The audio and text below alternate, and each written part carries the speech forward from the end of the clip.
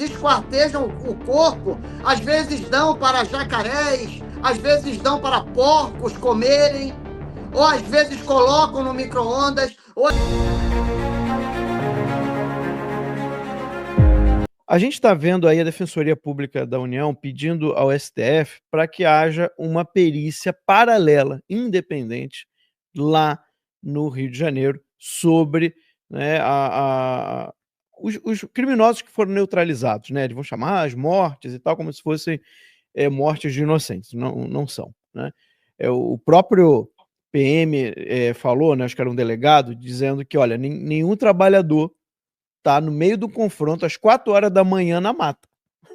Né? No meio do confronto, a polícia na favela, 4 horas da manhã, o cara vai estar lá na mata, lá em cima do morro. Também não tava de cuequinha na mata. Também não tava. Tava todo mundo camuflado. E nem estava caçando javali também naquele horário.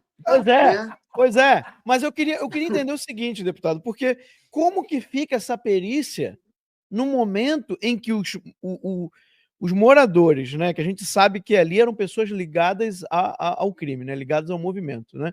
Ou seja, pessoas ligadas ao Comando Vermelho, retiraram aquelas pessoas dos locais que elas foram mortas, tiraram as roupas delas, ou seja, já mexeram nos corpos, tudo isso já prejudicou a investigação. E eu fiquei sabendo de policiais que eles não fazem só isso. Eles dão facada nos corpos para poder botar a culpa na PM. Cortaram a cabeça de um traficante. Você tem imagem da polícia degolando o tal do Ravel? Você tem imagem? Não. Não? Não. Eu também não. Pois é. E quem me garante que não foi um deles? Mas é isso. E aí como é que fica isso, deputado? Max, Max e pastor, qual é a lógica por trás disso? É a mesma lógica da imposição das câmeras nos uniformes dos policiais. Eles partem de um princípio absolutamente maldoso e equivocado de que o policial é um criminoso em potencial. Quando eles pedem essa perícia paralela, é a mesma lógica. Nós não podemos acreditar nos peritos do Rio. Por que eles não podem acreditar? Nós não podemos acreditar nos laudos que serão apresentados. Por que eles não podem acreditar no laudo? Então, eles querem uma perícia paralela, porque nesse exato momento, e é até ofensivo, eles estão desqualificando o trabalho, na melhor das hipóteses, estão desqualificando o trabalho das forças policiais do nosso Estado e também dos nossos peritos. Subliminarmente, eles estão dizendo o seguinte, olha, nós não vamos acreditar em nada que eles digam que não colaborem com a nossa narrativa. O laudo que eles desejam é o laudo que corrobore com a narrativa que eles já têm pronta. E como vocês falaram do caso Marielle, que a esquerda parou de bater por quê? Porque as provas foram tão contundentes que eles não puderam mais acusar nem o presidente, nem a sua família de ter algum envolvimento no caso Marielle. Então, as provas não colaboraram com a narrativa. Todas as vezes em que provas técnicas forem contrárias à narrativa da esquerda, eles abandonam, para eles não serve. Então, dessa vez é a mesma coisa. Eles querem uma perícia paralela para tentarem demonstrar o contrário. E, Max, você chamou a atenção para um fato fundamental, importante que aconteceu. Eles desfizeram o local de homicídio.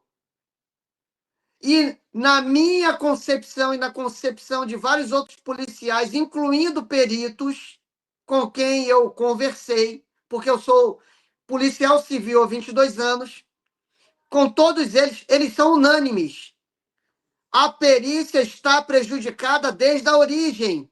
Isso. E agora, quem vai me provar que esses cadáveres que foram vilipendiados, que é crime, esses cadáveres que foram vilipendiados, quem me garante que essas facadas não foram dadas pelos próprios criminosos. Quem me garante que esse corpo que foi decapitado, que quem fez isso não foram os próprios narcoterroristas do Comando Vermelho, que fazem isso a todo instante. Eles possuem a figura do esquartejador do grupo.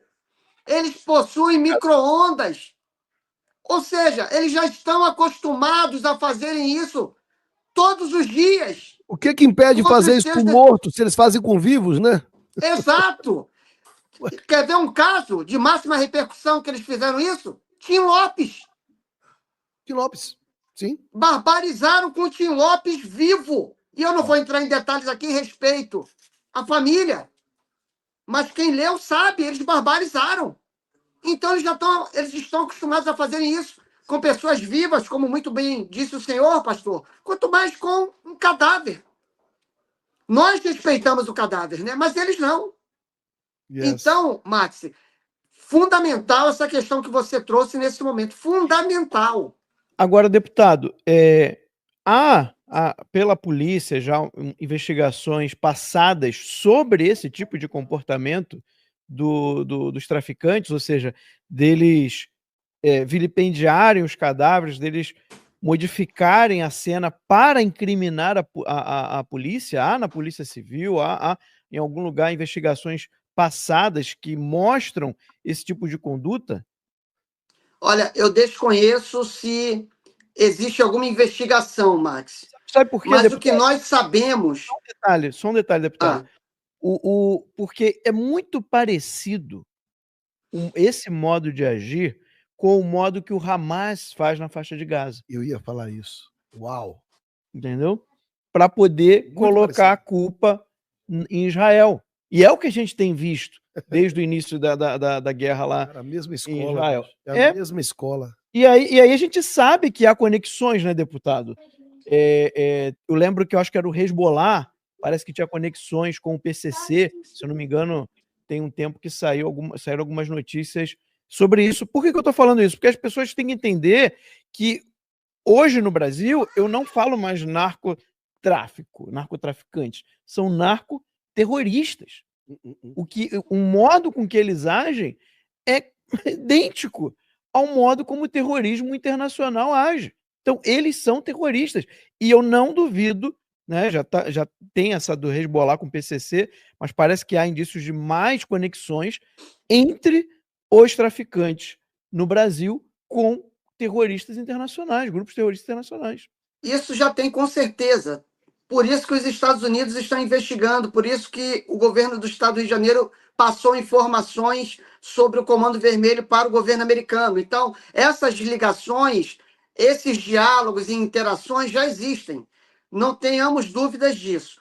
Quanto às investigações, eu não sei dizer, mas eu tenho alguns fatos que são muito semelhantes e que demonstram como eles agem. Por exemplo, para interromper uma operação policial, eles atiram nos moradores. Isso é líquido e certo. Todos nós sabemos disso. Quanto a esse fato de atirar nos moradores, na população civil desarmada, isso nós temos já na literatura policial aqui no nosso estado. Outra coisa que eles fazem com frequência, eles matam os seus desafetos, ou quando eles descobrem que mataram alguém que não deveria, eles pegam aquele corpo, aquele cadáver, e jogam num bairro de uma facção rival. Então, isso também já existe. Uau. Quando eles não fazem isso, eles esquartejam o corpo, às vezes dão para jacarés, às vezes dão para porcos comerem, ou às vezes colocam no micro-ondas, ou às vezes cavam buracos